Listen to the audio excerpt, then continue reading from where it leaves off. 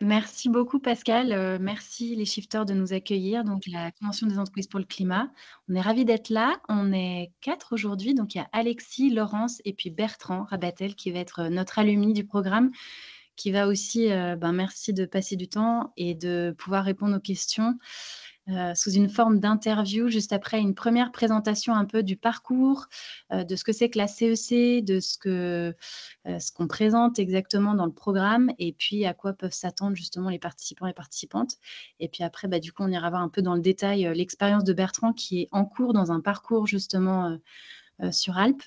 Et puis on pourra aussi aller lui poser plein de questions, croustillantes pour savoir exactement ce qui se passe et puis, un peu plus concrètement aussi les sujets qui sont abordés en termes de comme on a parlé avant de durabilité ou de régénératif. Alors du coup, on a prévu une présentation, qui va pas être longue, mais qui est juste un support aussi visuel en complément de ce qu'on va pouvoir dire et puis n'hésitez pas si vous avez des questions dans le chat. Donc la convention des entreprises pour le climat, c'est une initiative qui est née il y a 3 ans. En fait, elle était née, un peu plus avant au niveau d'une initiative pour les citoyens en France et puis, l'idée, c'était aussi de travailler sur le triangle de l'inaction au niveau de l'ensemble des entreprises et du secteur économique pour les faire s'investir aussi, dans la bascule vers une économie et vers, en tout cas, un modèle qui soit, plus habitable pour l'ensemble de la planète et notamment l'espèce humaine. Donc vraiment le propos, de la CEC, sa raison d'être, c'est de rendre irrésistible la bascule de l'économie, qui est le modèle qu'on connaît aujourd'hui, extractive, vers l'économie régénérative et ce, avant 2030. Tout un programme. La convention des entreprises pour le climat s'est donc lancée en France et elle est aujourd'hui en cours de lancement sur, plusieurs pays et notamment, sur Suisse romande, pour, lancer le parcours au mois de mai. On va vous en parler un petit peu plus après dans le détail et puis elle est aussi sur, la Belgique, et l'Espagne et l'Angleterre. La CEC, donc nous on est une association, suisse et puis c'est, donc un parcours qui se veut, vraiment très collectif, une initiative pour lancer une dynamique collective avec à la fois, une intelligence collective faite d'une belle diversité, de l'ensemble des participants qui viennent du tissu économique, propre à un territoire, mais on l'a vu aussi sur France, finalement de différents secteurs et puis, c'est des dirigeants, donc ça, c'est la particularité. Ça s'adresse à un tandem, 2 personnes dans chaque organisation. Une personne qui va représenter vraiment la vision et la responsabilité de l'entreprise avec, peut-être aussi, qui peut avoir un pied dans l'actionnariat ou dans le comité de pilotage, mais en tout cas qui représente vraiment cette partie stratégique parce que l'idée, c'est vraiment de se pencher sur le modèle économique et puis une autre personne qui va être, le pendant opérationnel pour déployer à l'interne. Donc souvent, c'est les responsables RSE, durabilité, ESG. Ça peut être aussi au niveau de l'innovation ou au niveau des RH. Et puis l'idée, c'est vraiment un gros collectif. Donc là, nous, pour le parcours Suisse romande qu'on va lancer à partir du mois de mai, c'est entre 40 et 50 entreprises, ce qui fait une centaine de personnes sur le même site pendant un parcours qu'on va tenir 10 mois, à raison de 6 occasions de se rencontrer ensemble. Et puis, vraiment, la raison d'être, c'est de transformer ou d'accompagner la transformation de ces entreprises vers un modèle d'affaires qui intègre les limites planétaires. Donc là, on voit bien, il y a des communs, il y a pas mal de choses et quand on parle modèle d'affaires, aujourd'hui, on se rend compte qu'il y a à peu près 4 modèles. Il y a le business as usual que je vais pas décrire, qu'on connaît et que les shifters aujourd'hui, décortiquent, combattent et puis, proposent, pas mal d'alternatives.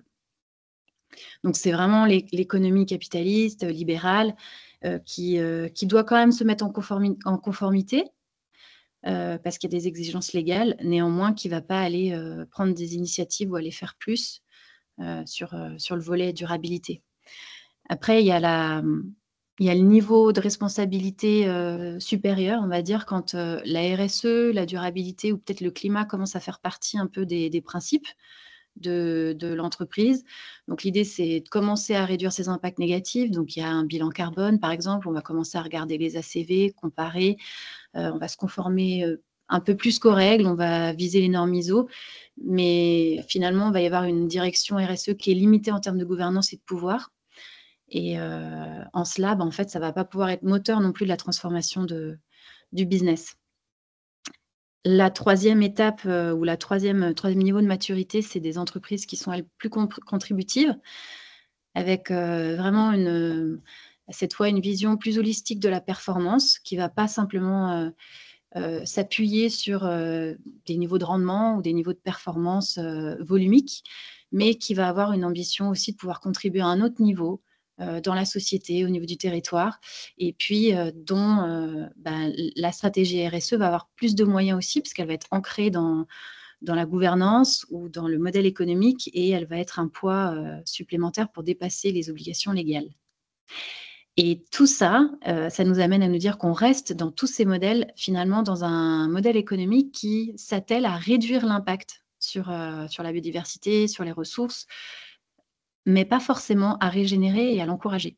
Donc là, le shift, la bascule, c'est quelque chose de nouveau. C'est vraiment un modèle économique qui va permettre du net positif, donc de contribuer vraiment, à à réensauvager, à renaturer, à nourrir les écosystèmes pour fournir des services écosystémiques et un écosystème, donc vraiment là, c'est aussi le shift, c'est qu'on n'est plus tout seul, on va vraiment travailler sur, une notion collective parce qu'ensemble, on va aussi pouvoir travailler à une robustesse de ce système et à une résilience du modèle. Donc voilà, donc c'est tout ce qui est en lien avec, ce qu'on connaît des principes de l'économie, circulaire, donc de réparer, de restaurer, de régénérer, pour, nourrir pleinement les conditions, du vivant. Et puis, ce que je disais, là, on parle d'entreprises désîlotées. En fait, c'est vraiment un système où il y aura de la coopération radicale, avec, une logique vraiment très élargie de coopération sur l'ensemble de la chaîne de valeur, pour avoir une résilience qui soit au niveau de tout le territoire. Voilà, on cherche la prospérité, mais pas forcément, une prospérité en termes de croissance économique. On va aller au-delà et puis on va réinventer cette prospérité. Donc ce programme, il a, un certain nombre de livrables et il a 6 échéances, en tout cas en personne. Donc ça va être sur 10 mois, ça se lance au mois de mai jusqu'au mois de mars 2026 et puis il y a 6 occasions de rencontrer l'ensemble des dirigeants avec, vraiment des objectifs pédagogiques, on va dire, à chaque session.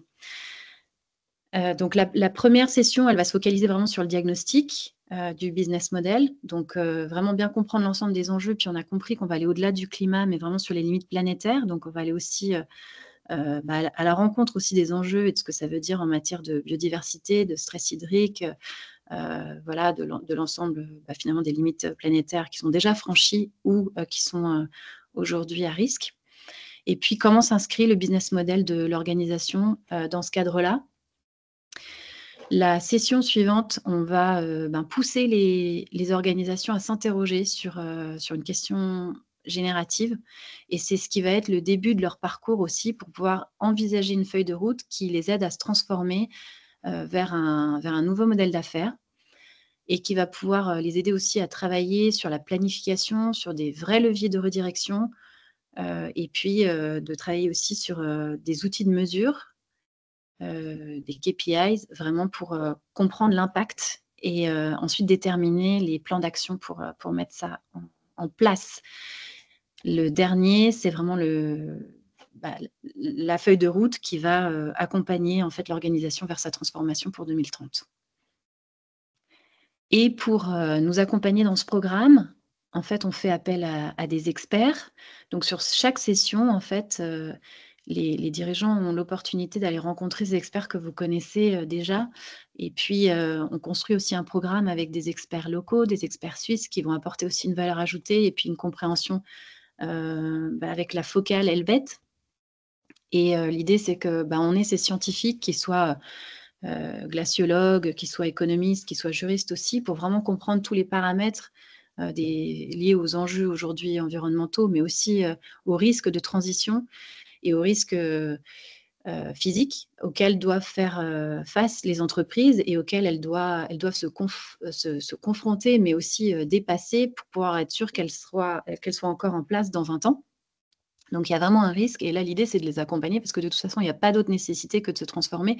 C'est pas seulement pour être sympa pour la nature, c'est aussi parce que sinon il y a pas, non plus de possible d'être pérenne dans quelques années. Donc ces experts sont là et ils sont là sur toutes les sessions, à la fois en plénière, donc là, c'est ce qu'on voit maintenant, il y a plusieurs formats, mais aussi pour pouvoir, permettre aux participants d'intégrer, l'ensemble de ces questions, d'aller approfondir et puis de faire écho et dialogue avec eux dans cette sphère, assez, cocooning. Donc là, vous voyez, il y a 4 parties. En haut à gauche, on voit les sessions, donc il y en a 6 en présentiel et puis en plus, on a aussi des intersessions qu'on va faire aussi avec, chaque camp de base. Pour comprendre, comment ça se structure, en bas sur le 3, il y a des moments où en fait, ça va être, un programme d'accompagnement de l'individu pour se reposer la question de son rapport au monde, du rapport aussi, de comment contribuer aussi à la société. On va avoir des moments en binôme. DGPC, c'est, le DG ou la personne qui est à la tête de l'organisation et puis PC, c'est le Planet Champion, donc le responsable RSE durabilité et donc les 2 vont aussi pouvoir travailler ensemble, pour, s'interroger sur, hem, la sur l'ensemble des questions qui vont leur permettre de rapporter ensuite derrière dans leur organisation, mais aussi de mettre en relief et en lumière réellement leurs vraies problématiques. Il y a des moments, assez privilégiés et puis il y a aussi ce camp de base. C'est donc 10 entreprises qui se retrouvent avec 2 binômes à chaque fois, donc 20 personnes encadrées par un tandem de coachs facilitateurs, pour expérimenter, pour prendre part à des exercices, des ateliers et puis ensuite, il y a la vibe collective. Donc là, c'est vraiment l'ensemble des participants au parcours. Donc c'est une centaine de personnes, les 50 entreprises qui se retrouvent aussi au même endroit pour, notamment la partie avec les experts, mais aussi, d'autres types d'activités. Cette, particularité de la Convention des entreprises pour le climat, en plus des différents formats qu'on va retrouver dans la dynamique collective et qui vont être offerts à différents moments pour les participants. Elle est aussi basée sur une méthodologie qui est assez particulière de transformation, heu, qui est basée sur, la partie tête, donc vraiment la partie raisonnement, la partie, analyse, compréhension des faits, donc vraiment toute la partie cognitive, connaissance, pour mettre en lien, pour s'interroger et puis ça, c'est des choses qu'on aime bien et je pense les shifters, c'est quelque chose aussi, qui fait bien écho. Et puis, l'idée, c'est d'aller aussi apprendre, en se connectant donc à un niveau aussi émotionnel et à un niveau aussi affectif. Donc là, on va se permettre aussi de ressentir, de lâcher prise et puis de mettre un peu parfois le cerveau en silence, pour aller expérimenter d'autres formes d'intelligence et d'autres formes aussi de prise de décision et d'expérience. Et puis la dernière, partie, c'est le corps, pour vraiment, favoriser une volonté d'agir et une mise en action. Au final, tout ça, c'est au service de 3 livrables, pardon. Il y a le sursaut que vous avez vu tout à l'heure qui arrive assez tôt avec, une question, générative et puis à partir de la session 5, il y a aussi l'émergence de projets coopératifs, pardon, où là on a, l'ensemble des acteurs ou des participants qui s'interrogent aussi sur une forme que pourrait prendre un commun, un projet qui leur permettrait réellement de développer quelque chose, en lien avec leur feuille de route. Par exemple, alors je crois que Bertrand, tu en parleras peut-être mieux que moi, mais il me semble que, l'idée avec, la S5 là sur Alpes, c'était aussi de travailler à, une filière d'économie circulaire pour fournir, de la recyclerie ou en tout cas une ressourcerie pour l'ensemble des industriels. Ça existe déjà, enfin ça existait déjà au niveau individuel, au niveau des particuliers, mais l'idée c'était comment fournir et comment créer justement, cette ressourcerie de manière effective pour l'ensemble des partenaires de la construction. Et puis le dernier livrable, c'est donc la feuille de route, on a vu tout à l'heure, qui sera tournée vers des leviers de redirection et vers, justement des étapes pour la mise en place du plan d'action. Quelques exemples, d'entreprises qui ont déjà embarqué. La convention des entreprises pour le 3 ans, c'est 21 parcours qui ont eu lieu à des niveaux différents de territoire, région et au niveau sectoriel aussi, où on a eu des regroupements de secteurs, sur France. C'est donc en tout 2 000 personnes qui ont participé, 2 000 dirigeants, 1 000 entreprises et ça représente à peu près un écosystème d'1 million de personnes qui sont touchées, qui sont impactés par l'ensemble des décisions et puis des transformations mises en route. Et c'est 60 projets coopératifs à l'échelle des territoires. C'est important aussi de voir qu'il y a une note de satisfaction des participants qui est assez élevée quand on regarde finalement les retours par rapport à des programmes de formation. Moi, je viens aussi de la formation, donc c'est aussi un des KPI que je regardais un peu dans le passé. Et puis, dire qu'en complément, là, on voit des noms, parce qu'on a mis des noms qui font un petit peu écho de l'autre côté de la frontière, mais il y a aussi beaucoup de PME. Et là, ce qu'on peut voir, c'est que les personnes engagées aussi sur Suisse, c'est des groupes, des entreprises qui sont entre une dizaine et 150 personnes aussi. Ça couvre tous les secteurs. Voilà, je vais m'arrêter là, je vais laisser Laurence prendre la suite. Merci Marina. Merci pour toutes ces informations et moi je passe à la partie plus pratico-pratique. Les entreprises qui voudront se lancer dans le parcours de la CEC suisse, elles ont rendez-vous avec nous le 10 avril 2025 pour une cérémonie de lancement. Et après, il y a 6 sessions qui seront organisées donc, au fil de l'année 2025 et aussi 2026. Et ces sessions, en fait, elles ont chacune un objectif assez clair. La première, c'est le but, c'est de donner la claque, en fait, de donner un certain nombre d'informations qui vont surprendre même les plus informés. C'est ce que nous rapportent les dirigeants qui ont participé au CEC. Ils croient qu'ils savent, mais en fait, ils ne s'attendaient pas à cette étendue de défis.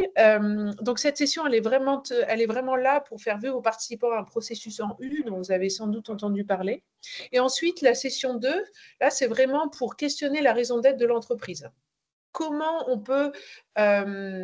perçoit son modèle d'affaires vis-à-vis de la société, quel est l'apport de son entreprise pour la société. Et ensuite, la session 3, là, il s'agit du vivant. On découvre les connexions de son cœur business avec le vivant, on explore des notions comme le biomimétisme, la bio-inspiration. Tout ça, c'est vraiment passionnant. Et à chaque fois, ces sessions, donc, elles sont encadrées, enfin, il y a des experts donc, nationaux et internationaux qui viennent expliquer ces sujets et c'est vraiment des moments qui sont très forts. Et après, en session 4, là, on va réfléchir à quelle va être notre nouvelle boussole. Pour après, en session 5, on va essayer d'embarquer les écosystèmes. C'est ce dont parlait Marina. Et au final, en session 6, là, on va prendre son envol, on va finaliser sa feuille de route et on va penser à l'après, comment on va faire ruisseler la CEC Suisse dans sa propre entreprise. Une information importante, c'est que ces feuilles de route, elles sont rendues publiques. Tout un chacun peut aller voir sur le site de la CEC. Il y a un système de filtre, peut choisir une entreprise et voir ce que l'entreprise a décidé de changer dans sa stratégie. Donc, c'est une transparence qui est demandée, qui n'est pas obligatoire, mais qui est bénéfique pour toute la société et pour tous les secteurs d'activité. Ensuite, les modalités d'adhésion et de cotisation. Alors, le système, c'est qu'il y a une association qui s'appelle Régénération et qui est en train de donc, créer ce parcours, pour laquelle on demande une cotisation donc, à cette association, cotisation qui varie en fonction de la taille de l'entreprise qui s'inscrit. Et en plus de cette cotisation, il y a un don. C'est une participation financière qui est en fonction des possibilités de l'entreprise, sachant qu'on explique que le coût d'un parcours par entreprise, donc pour 2 personnes, pendant 12 jours, c'est 26 000 francs. Donc ça, ce sera nos coûts et on demande de faire un don qui, si possible, couvre cette somme. Et l'idée, c'est que les très grandes entreprises subventionnent la participation des plus petites entreprises, en gros. Voilà. Il y a un certain nombre de ressources très intéressantes à disposition sur le site web dont vous voyez le nom sur la gauche. Et sur la droite, vous voyez qu'il y a aussi il y a tout un certain nombre de témoignages vidéo des participants aux différents parcours CEC précédents qui sont vraiment super à voir. on voit qu'ils ont envie de transmettre la flamme de la CEC. Clairement, il y a vraiment un nombre important d'entreprises qui disent que le retour sur investissement d'une participation au parcours CEC, c'est incroyable. Il y en a aussi beaucoup qui disent que grâce à la CEC, ils ont gagné 5 ans, voire 10 ans dans le développement de leur entreprise. Ce sont des témoignages que je vous engage vraiment à regarder. Et maintenant, j'aimerais passer la parole à Bertrand Rabatel. Et juste pour conclure, voilà, pour nous, vraiment, il y a 4 raisons pour les entreprises de s'engager. D'une part, c'est pour comprendre les enjeux, vraiment comprendre ce qui est à l'œuvre, quels sont les défis que vont rencontrer les entreprises très, très bientôt, même dès aujourd'hui. Et ensuite, ils vont créer une feuille de route qui est pragmatique et qui est actionnable. Et ils vont travailler en partenariat avec d'autres acteurs du territoire ou secteurs d'activité. Donc là, on sort de sa bulle. Et en troisième, une bonne raison de s'engager, c'est qu'on joue un collectif. La plupart des dirigeants d'entreprise, ils se sentent seuls. Ils sentent que s'ils font un effort de vertu environnementale seuls, ils vont être pénalisés. Leurs concurrents vont leur prendre leur part de marché. Donc là, ils voient qu'il y en a plein d'autres qui ont envie de faire la même chose. Donc c'est galvanisant. C'est très inspirant. Et enfin, on rentre dans un écosystème où on peut concevoir et construire des projets coopératifs. Et ça aussi, c'est vraiment inspirant. Donc maintenant, la parole est à toi, Bertrand, et à Marina. Bertrand est leader et gérant de Nature à Vélo. Et Marina, je te laisse la main pour la partie interview. Merci à tous. Merci. Non, mais Bertrand, écoute, on est ravis de t'avoir avec nous. L'idée, c'était de comprendre comment c'était pour toi l'expérience. Tu es rentré cette année dans le parcours. Qu'est-ce qui t'a donné envie d'y aller? Alors, l'envie, elle existait depuis un petit moment, puisque j'ai loupé la première session qui avait lieu il y a 2 ans. Comme je l'ai dit, on avait une grosse démarche RSE depuis 2016, mais pour autant, le marché du vélo est en vraie crise depuis la partie post-Covid. On a une conscience aussi environnementale, et même si on travaille dans le vélo, on est loin d'être exemplaire, puisque le vélo, c'est de l'extraction de ressources, essentiellement des minerais, de l'alu, de la fibre de verre, du lithium, des terres rares, etc.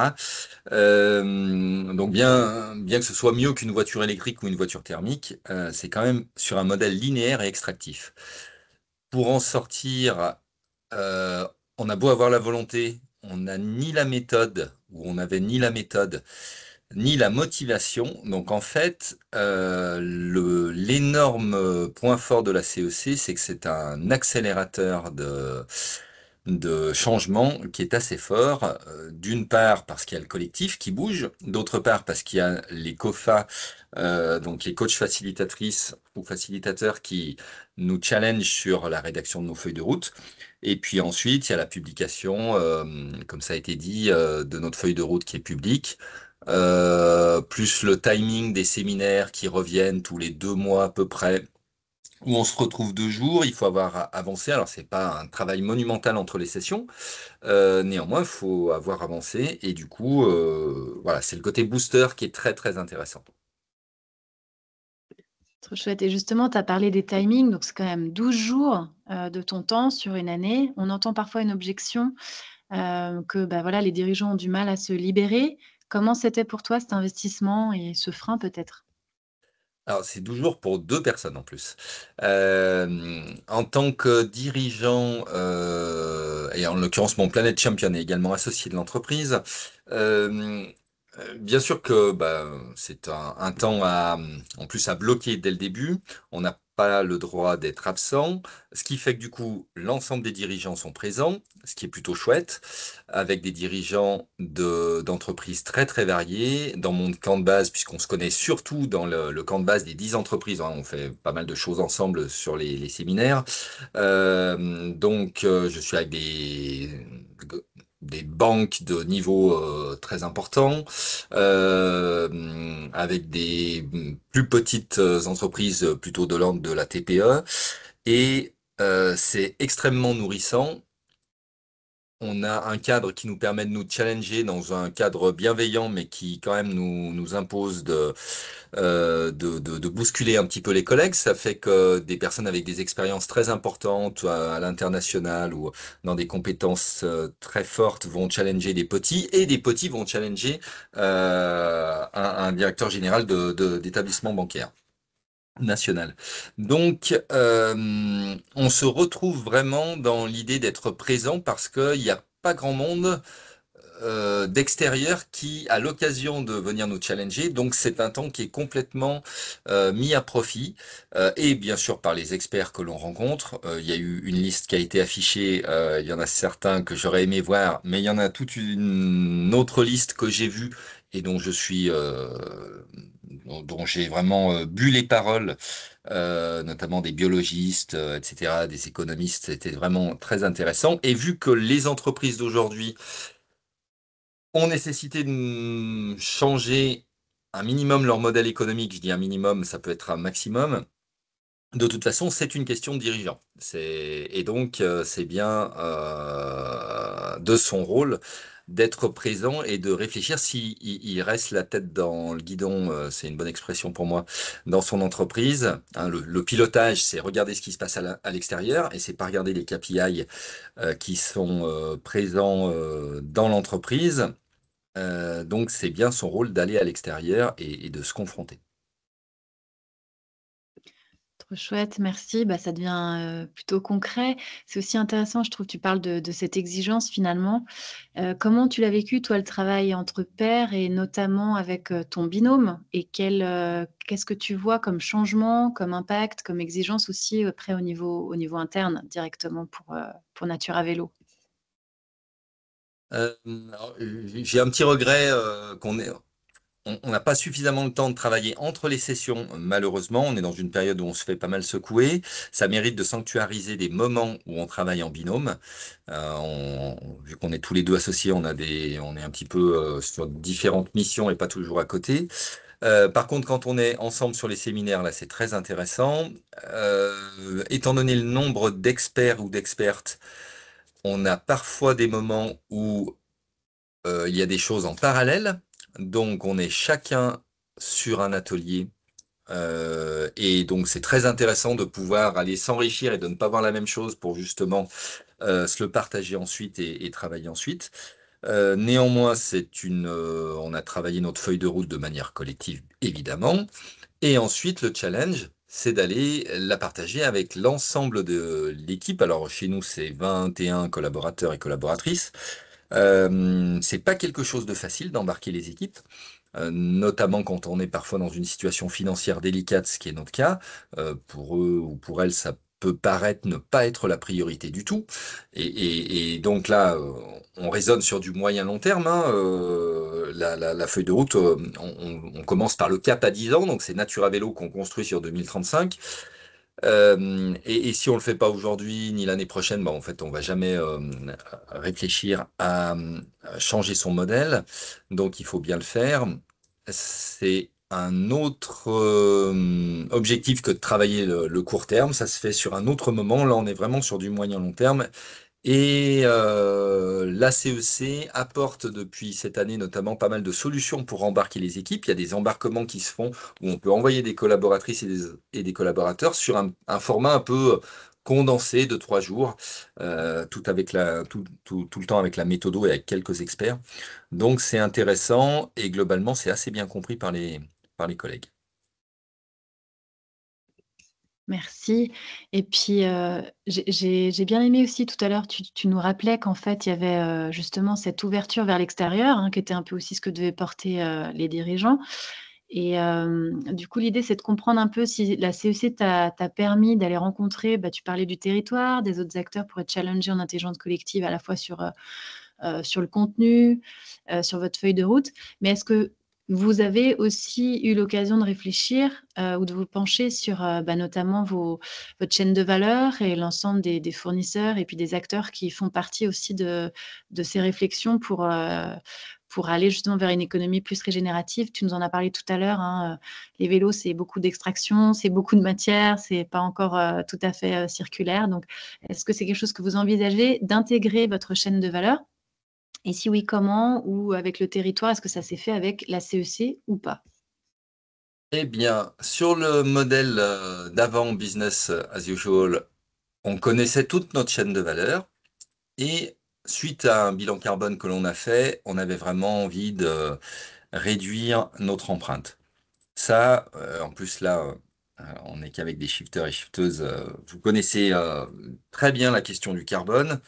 Ce qui est intéressant dans la CEC, c'est que j'ai découvert que le carbone était vraiment une toute petite partie de la problématique. Enfin, une partie. Je ne vais pas forcément dire une toute petite, mais c'est une partie.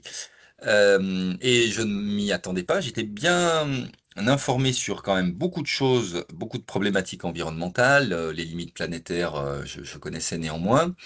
Entre connaître et puis voir comment Nature Vélo peut s'inscrire dans un modèle régénératif, il y a deux poids, deux mesures. Je ne voyais justement pas le lien avec le régénératif. D'ailleurs, je n'arrivais pas à comprendre le principe du régénératif et encore moins comment on allait pouvoir y contribuer.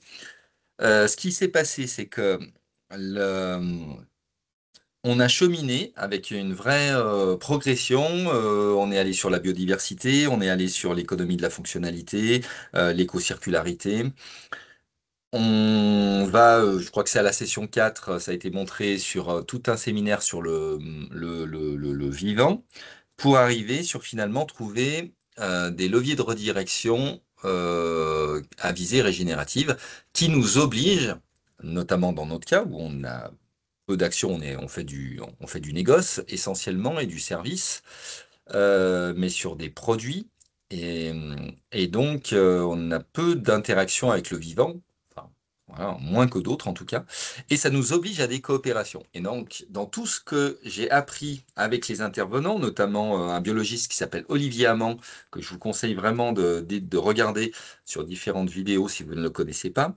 On a eu, en gros, dans les temps forts, Arthur Keller, que vous aurez comme intervenant qui nous a bien bousculé sur la résilience, mais Olivier Hamon est arrivé derrière sur la notion de robustesse territoriale. Et puis la semaine dernière, on a travaillé sur justement ces coopérations territoriales avec notamment les collectivités. Alors chez nous en France, ce sont les communes, les communautés d'agglomération, les départements qui étaient présentes et différentes structures qui leur sont parallèles. Et c'est là qu'on a compris et vraiment qu'on s'est mis en action avec d'autres acteurs pour travailler sur l'éco-circularité. C'était forcément pour nous, puisque c'est le modèle que l'on prend, pour vendre moins de vélos neufs, c'est notre moins de vélos neufs, c'est notre feuille de route. Donc, eh bien, le faire en partenariat avec tout un tas d'acteurs du territoire. Donc ça, sur la partie euh, amont, pour les vélos que l'on met sur le marché. Et puis sur la partie aval, eh bien, travailler avec tout un tas d'acteurs dont les flottes de vélos sont nécessaires, que ce soit des collectivités, des structures d'insertion, des structures de restauration qui ont besoin de faire de la livraison. Donc, des projets de territoire qui se mettent en place. Et ça, là, du coup, on trouve un sens régénératif dans le sens où on va potentiellement aider des maraîchers, etc., faire de la livraison de repas. Voilà un petit peu l'idée. Voilà, la coopération et la robustesse sont deux notions dont je n'avais, au final, très peu de notions avant la CEC. Trop chouette, merci. Alors, je vais me taire parce que je vois qu'on a pas mal de Monica, questions. Donc, ouais, donc il y a voilà, Hélène il y a des qui questions. demandait quel était le modèle régénératif de ton business. Donc là, tu nous en as touché un mot, merci. J'espère que ça répond à ta question, Hélène. Laurence, tu avais une question? Sinon, après, on avait Julien. Évidemment, je vais jouer mon rôle de shifter. Quand on est shifter, on s'attache beaucoup au nombre et à la quantification. J'ai regardé pas mal de feuilles de route qui sortent de la CEC, alors plutôt pour des grosses boîtes parce que je les connais. Et très honnêtement, si on regarde les quatre étapes que Marina a démontrées au départ, j'en trouve pas beaucoup qui font du vrai régénératif. On ne voit pas vraiment une sortie de l'extractivisme. Alors, on essaye de faire mieux, on fait plus circulaire, on fait moins d'impact carbone, on fait plus de protection de la biodiversité, mais c'est pas du régénératif. Donc, je serais curieux de savoir, Bertrand, dans ta vision, on peut même aller plus loin, à 2040, c'est quoi dans ton monde un business régénératif, c'est-à-dire qui a vraiment plus d'impact positif que d'impact négatif? J'ai encore du mal à visualiser ça concrètement. Et comment tu le quantifies? Tout à fait. Alors, pour le volet quantification, vu que je vais me projeter et je vais te dire un peu de manière très transparente comment je vois les choses, j'ai encore du mal à voir comment je vais le quantifier, mais notre modèle à nous aujourd'hui, pour être bien clair, il est donc extractif. 80% de notre chiffre d'affaires, c'est du négoce. On met des vélos sur le marché. Et puis 20%, c'est du service. Donc, le changement de modèle, c'est d'une part faire monter les services, faire diminuer le négoce, et dans les vélos que l'on met sur le marché, que ce soit du vélo de seconde main. Bon, jusque-là, on n'a rien inventé.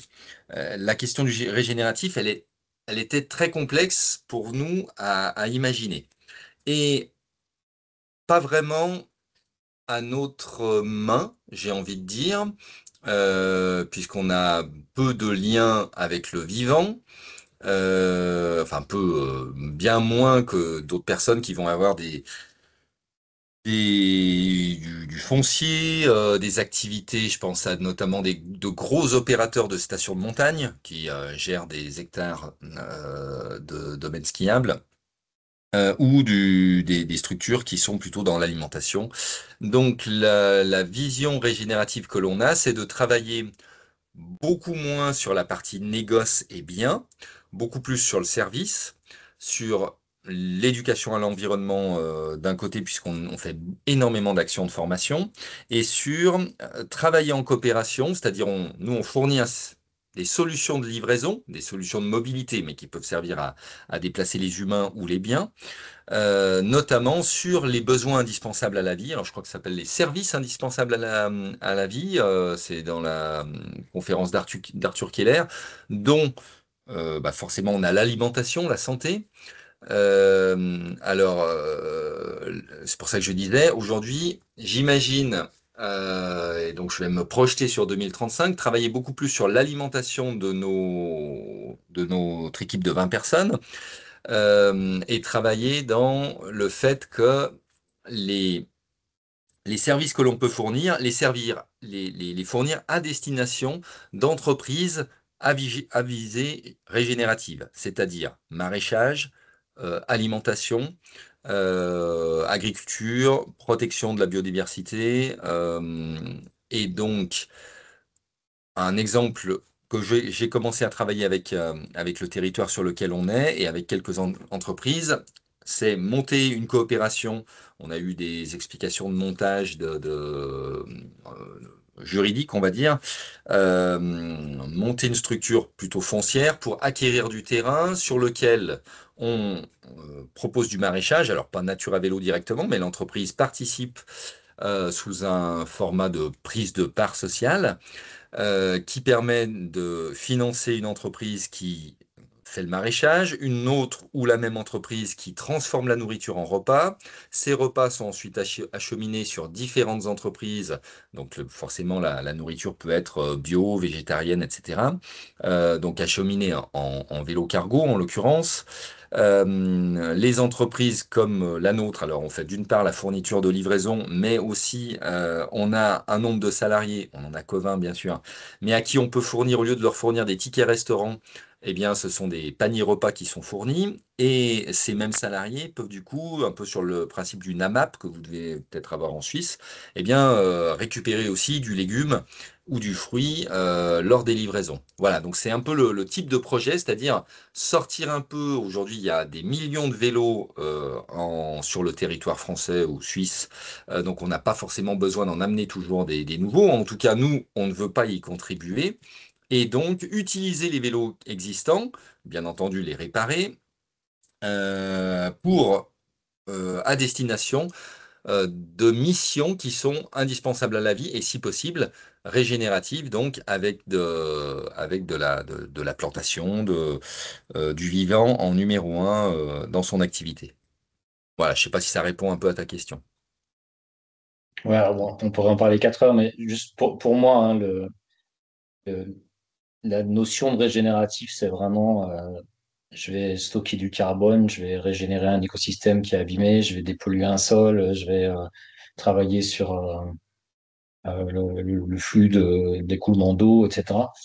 Et en fait, ça, aujourd'hui, très souvent, quand tu dis que c'est éloigné de votre business, en fait, c'est éloigné du business de 80%, voire même 100% des gens qui font aujourd'hui des choses dans le business. Et c'est pas parce qu'on fait du service ou c'est pas parce qu'on va réduire les impacts qu'on va changer ça, en fait.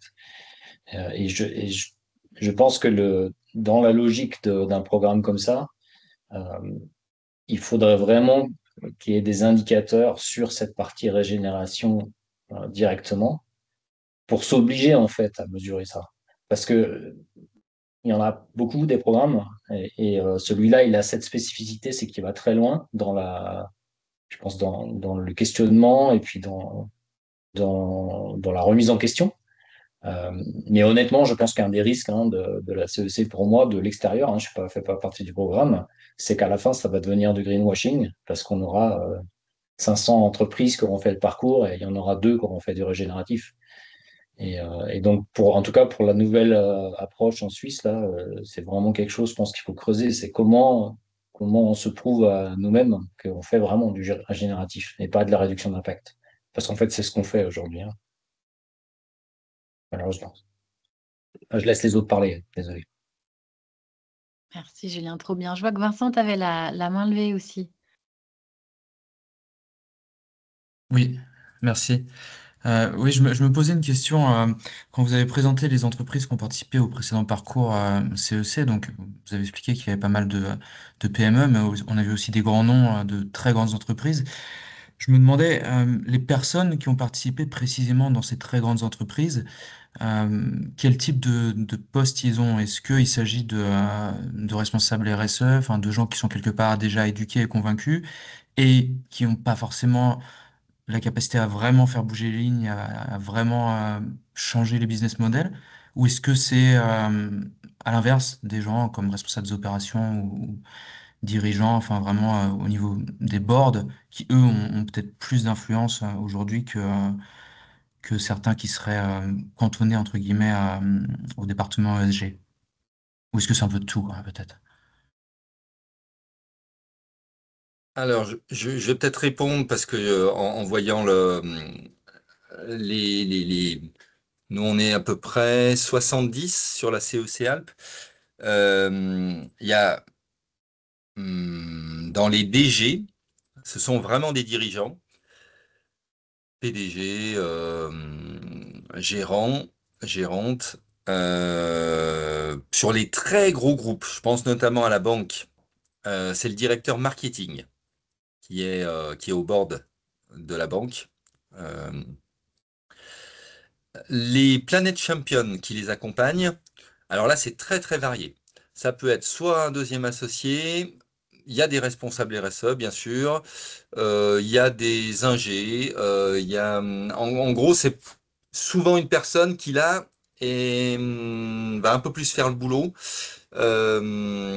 animer les choses en entreprise. Donc, il y a un peu tous les cas.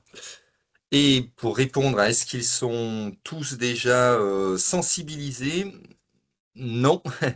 Non, non, non. Il y en a même où je me demande comment ils ont fait pour arriver là. Peut-être un peu par obligation d'y aller pour son image. Je le dis tel que je le Ouais. pense. Et ils se retrouvent très, très secoués. Parce que forcément, ça a été dit tout à l'heure, on prend une vraie claque lors de la première session. Euh, alors, bien sûr, les objectifs des uns et des autres, et puis entre les objectifs et les résultats, il y aura aussi deux poids, deux mesures, seront certainement pas les mêmes, mais en tout cas, au mieux sera fait transformer des modèles économiques, au pire, semer des graines pour du moyen-long terme. Il y a forcément des organismes, notamment, alors les banques sont peut-être pas les plus compliquées à bouger puisqu'elles sont obligées, via les fonds qui sont mis en place, de s'intéresser à cette partie. Mais je pense notamment à une entreprise qui est avec nous, qui dépend d'un gros groupe américain. Et là, le groupe se fiche complètement de tout cela. Néanmoins, eh bien, ils veulent essayer de le DG en l'occurrence là est pas un fervent convaincu. Par contre, son Planet Champion le challenge énormément. Maintenant qu'ils sont là, le DG se fait secouer. Et du coup, ils ont un peu pour objectif de se démarquer et puis de montrer aux Américains que bon, bah, tout en se transformant tranquillement, ils arrivent quand même à tenir les objectifs et qu'ils partent sur de nouveaux marchés, en tout cas qui modifient leur, voilà. Donc c'est assez intéressant et non, tout le monde n'est pas convaincu et d'ailleurs c'est même plutôt pas mal parce que ça secoue vraiment, je pense aussi aux stations de ski qui bah, parfois viennent avec bah, peut-être plus ou moins d'envie de changer et qui se retrouvent un petit peu coincés parce que forcément il y a des secteurs qui sont très visés alors qu'ils sont peut-être pas forcément plus impactants que d'autres qui sont un peu invisibilisés. Ok, super intéressant. Merci beaucoup, Bertrand. Intéressant. Merci. Et Hélène, j'étais la suivante à vouloir poser une question. Oui, alors moi, ça rejoint un petit peu ce que disait l'interlocuteur. Excuse-moi, j'ai zappé ton prénom, l'interlocuteur précédent, pas Vincent, mais avant Vincent, sur la vision qu'on veut atteindre avec cette notion de régénératif. Jusqu'où on va en fait et comment on y va? Parce que c'est vrai que sur un business de vélo, et c'était ma question, j'avais posé dans le chat là, quelle est ta vision en tant que business de vélo? Est-ce qu'on veut aller? Est-ce qu'on veut aller, je sais, dis n'importe quoi, avec des vélos qui sont en papier ou des vélos qui sont qui vont jamais pourrir dans la nature ou qu'est-ce que ça veut dire finalement régénératif? Ça peut être une question philosophique du bac hein, d'ailleurs, hein, mais je pense qu'il y a une vraie question là parce qu'effectivement le risque c'est de s'arrêter avant, de ne pas pousser assez loin la réflexion et de oui, faire un peu de greenwashing quoi, si on veut pas utiliser les mots très à la mode. Donc comment est-ce que, alors là c'est plutôt une question pour la CEC, vous allez jusqu'à ce niveau-là, puis après, est-ce qu'on s'arrête à un moment donné ou est-ce que c'est une sorte de boucle d'amélioration continue, on va toujours plus loin, plus fort, etc. Alors, c'est vrai que c'est important ce que vous dites parce que donc la CEC n'a pas pour ambition de transformer les modèles d'affaires pour faire d'une économie extractive à une économie régénérative. Elle a pour ambition de les embarquer vers une économie à visée régénérative. La nuance, c'est que la régénération, on l'aura vraiment dans un écosystème à plus long terme et que ça demande aussi d'embarquer un certain nombre d'autres acteurs. Tu disais, Julien, bah voilà, il y a des choses déjà à faire auxquelles on n'est pas forcément confronté si on a un business model dans le négoce autour du vélo aujourd'hui. Mais en tout cas, c'est vrai que c'est une question aussi de transformation en lien et en collectif avec les voisins, avec le territoire. Et c'est à viser. Maintenant, il y a eu effectivement des... Alors, je vais te laisser peut-être après Laurence. Il y a eu effectivement des organisations qui sont embarquées sans forcément savoir à quoi s'attendre. Et c'est vrai que c'est compliqué parce que ça demande aussi l'adhésion du board, l'adhésion aussi de l'ensemble des personnes qui ont des parts dans l'organisation. Et donc, du coup, c'est une gouvernance qui prend forcément une prise de décision qui est plus longue.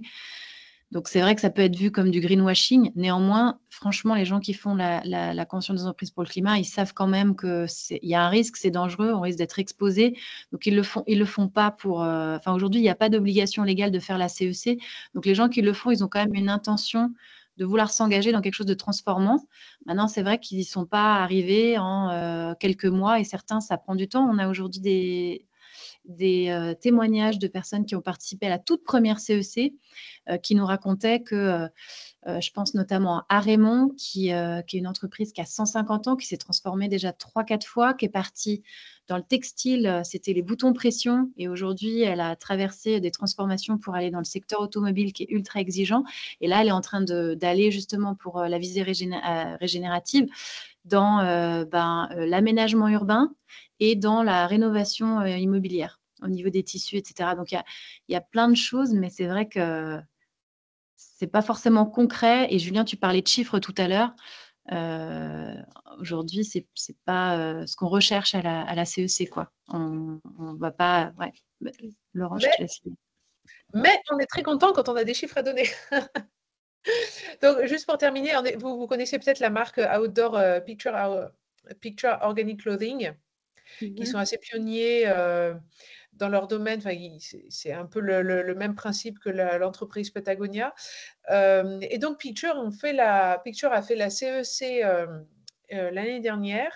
Et eux, un des éléments phares en fait de leur transformation, c'est que, par exemple, ils ont pour objectif dans un futur proche que 20% de leur chiffre d'affaires en fait viennent de la location du serviciel plutôt que de la vente pure. Donc ça, c'est un chiffre qui est quand même important, c'est quasiment un quart de leur chiffre d'affaires.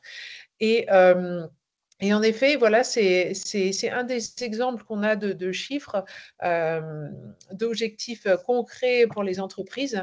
Et après, je voulais juste rajouter quelque chose par rapport au fait, voilà, est-ce qu'il n'y a pas un risque de greenwashing en fait? Je trouve que vraiment la valeur du parcours CEC. Et là, vraiment, je parle d'expérience, si vous permettez. J'ai été pendant 15 ans en entreprise et j'ai vu ce qui s'est passé et je me suis dit, voilà, pour vraiment faire changer, enfin, faire accélérer la transition écologique, il faut mettre les décideurs dans certaines conditions pour qu'il y ait un mindset shift. Vraiment pour leur faire changer de culture, changer d'envie en fait pour leur entreprise. Et ces conditions, en fait, elles sont quasiment toutes réunies dans le parcours CEC. Les chefs d'entreprise sont plus tout seuls. Ils sont dans un collectif, entourés de gens qui ont envie de faire la même chose, qui sont poussés par la même envie. Ensuite, ils sont dans le temps long. Et ça, c'est fondamental. C'est-à-dire qu'il y a encore un alumni qui a expliqué que souvent les discussions sur la stratégie de durabilité en entreprise, elle se fait peut-être lors d'une réunion entre le DG et puis le CSO, 1 heure par mois. Tandis que là, avec la CEC, ils sont coincés ensemble pendant 2 jours. Du coup, les discussions, elles vont aller beaucoup plus profondément. On va pouvoir réfléchir beaucoup plus profondément à tous les aspects de ces sujets. Et c'est ça aussi qui fait bouger les choses, c'est qu'on ne va pas les lâcher pendant 1 an. Et ça, c'est vraiment indispensable. Et puis, quelque chose aussi d'important, c'est qu'on leur donne cette information dont ils ont besoin. Il y a une étude qui montrait que des raisons pour lesquelles les COMEX ne prenaient pas des décisions qui allaient dans le sens de la transition écologique, c'est qu'il leur manquait l'information, en fait, ce qu'on essaye de faire pendant les fraises du climat, par exemple. Donc, le temps long et puis, oui, les informations. Je disais qu'il y a des études qui montrent qu'une des raisons pour lesquelles les COMEX, les comités exécutifs, ne prenaient pas de décision en faveur de la transition écologique pour les entreprises, c'est qu'ils n'ont pas assez, ils sont pas assez bien informés, une partie d'entre eux, sur ce qui est en train de se passer. Donc, à la CEC, c'est aussi très important parce que ça apporte cette information. Et puis, c'est des experts nationaux ou internationaux qui viennent, des gens crédibles. On se base vraiment sur des données scientifiques. Et c'est quelque chose qui manque. Donc voilà, c'est juste pour souligner que voilà, déjà mettre les dirigeants d'entreprise dans les conditions nécessaires pour qu'ils puissent changer de mindset et aborder ces sujets avec plus de confiance, c'est déjà un énorme pas. Oui, oui, clairement. Mais simplement, moi aussi, pour avoir eu un long parcours industriel, je sais combien on se gargarise dès qu'on est certifié de je ne sais pas quoi, de 3A ou Rainforest Alliance ou je ne sais pas quoi, chemical recycling, et on trouve qu'on a fait un boulot extraordinaire. Et en fait, quand on parle effectivement, pour rejoindre ce que disait Julien, d'économie régénérative, ça va quand même vachement plus loin. Donc, comment faut pousser en fait les démarches pour qu'elles aillent jusque-là. Désolée, Après, on pense. Bertrand, sur le vélo en papier. C'est pas l'idée de remettre en question ce que tu as fait, c'est juste dans le principe de savoir comment on pousse et jusqu'où on va en fait. Pour compléter, parce que je vois Julien qui met la certification B Corp, peu importe, on va dire, rien n'est parfait et sur la quantité d'entreprises, toutes ne vont pas avoir ne vont pas transformer de manière bien sûr catégorique. D'ailleurs, la baseline de la raison d'être de la CEC, c'est de rendre désirable la transformation. Il n'y a pas d'obligation de résultat et ce serait impossible.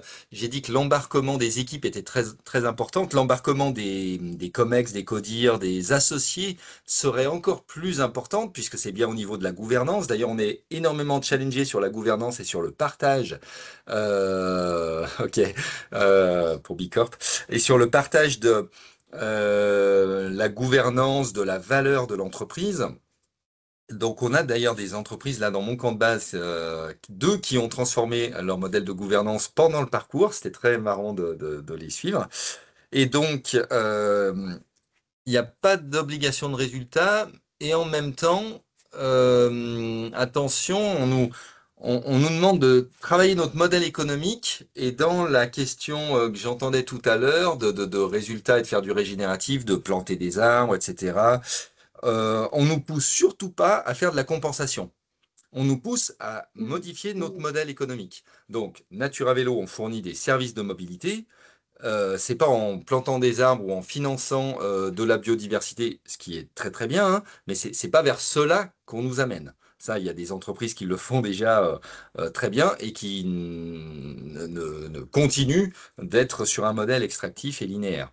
Donc, on est vraiment sur de la transformation. C'est pour ça que je vous ai donné l'exemple de à quoi peut servir la mobilité. Si on la met au service du transport de biens, de nourriture, et donc, puisque c'est un service indispensable à la vie, de fourniture de santé également, puisque l'activité physique est, on va dire, c'est pas régénératif, mais en tout cas, euh, c'est important au niveau social, pour être dans le donut, eh bien, on participe au régénératif en finançant, en participant, en mettant nos ressources humaines, intellectuelles, financières sur des activités régénératives que sont l'alimentation. Voilà un petit peu le mode de transformation que nous, on peut opérer.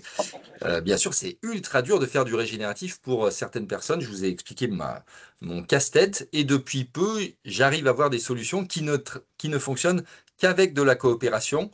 Mais en tout cas, on a mis de côté le côté compensation. On va acheter de la compensation carbone. Ça, c'est Ça plutôt marche pas pas, dans enfin, l'idée, hein. Non, non, c'est pas dans l'idée. ça marche pas, ouais.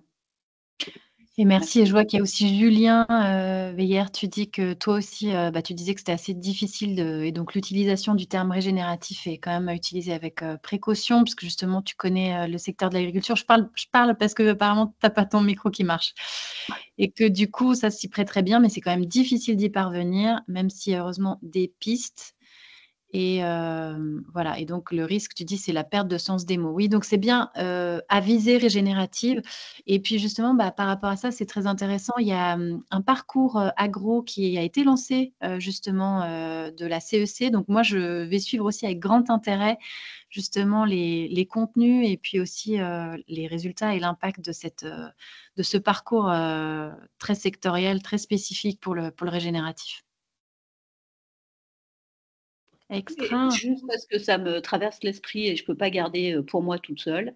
Bertrand, est-ce que réparabilité, c'est une option? Et puis, former les enfants à la réparabilité de leur vélo, par exemple, ça pourrait être Mais une vision de ton entreprise. J'ai plein d'autres idées si tu veux, mais celle-là, elle me sort de la tête tout de suite, désolée. non, bien sûr, mais on fait cela depuis 2010. L'entreprise existe depuis 2010 et on a 6 mécaniciennes et mécaniciens. Mm. On intervient en école primaire et on apprend aux adultes à être autonomes sur leur réparation vélo. Néanmoins, en termes de business, ça reste minime par rapport aux personnes qui veulent acheter des vélos et ils veulent en acheter parce qu'il y a des gens qui mettent sur le marché, nous. Et donc, on veut justement réduire cela et vraiment pousser du coup le fait d'amener les gens à l'autonomie. Et bien sûr, un vélo, ça roule sans problème pendant 50 ans. Et donc, on en a des millions, des dizaines de millions en France. Je connais pas les chiffres pour la Suisse. Donc, on a forcément un besoin qui est moindre. Il faut les faire rouler et pas forcément en acheter des neufs. Mm. Merci. Merci. Hem, Alors peut-être parce qu'il est beaucoup plus tard que prévu, en guise de conclusion, puis après je vous laisserai aussi donner vos avis. Moi, une de mes intentions, c'était aussi déjà de vous remercier pour ce partenariat, les shifters, et aussi merci d'avoir enrichi notre approche et par par vos lunettes un peu d'experts, ce qu'il faudrait re-questionner ou enrichir dans le parcours, et notamment au niveau programme. Si vous avez des idées, si vous avez des envies de contribuer justement sur le programme avec des focales un peu spécifiques qui feraient du sens, n'hésitez pas à revenir vers nous. Et si aussi, comme toi, Julien, tu le disais, vous avez des personnes concernées qui pourraient justement participer au parcours en Suisse romande, n'hésitez pas non plus. On peut vous partager notre one-pager pour la partie communication. Et encore une fois, toutes les feuilles de route et l'ensemble des contenus sont disponibles sur notre site. Alors, Julien qui doit partir, qui est convaincu que c'est là qu'il faudrait aller, mais le chemin va être encore très long et donc on peut mettre la tête dans les étoiles, mais aussi garder les pieds sur terre. Exactement. Donc, si tu nous aides à mettre d'autres personnes dans cette position où on a la tête dans les étoiles et les pieds sur terre, Julien, eh bien voilà, même toi aussi, si tu as envie. Et l'ensemble des shifters. Merci beaucoup pour cette contribution et cette discussion sur le terme du régénératif. Et en effet, que c'est une ambition certes louable, mais très difficile à atteindre. C'est vraiment intéressant de nous challenger. Merci pour votre présence à tous. Merci beaucoup. Merci pour votre partage. Et merci Pascal pour toute l'infrastructure technique. C'est top. Merci Bertrand. Merci pour vos contributions. Merci à tous. Bonne soirée. Merci. Bonne soirée à tous. Bonne soirée également. Bye bye. Vous vous retrouvez bientôt. Ciao, ciao.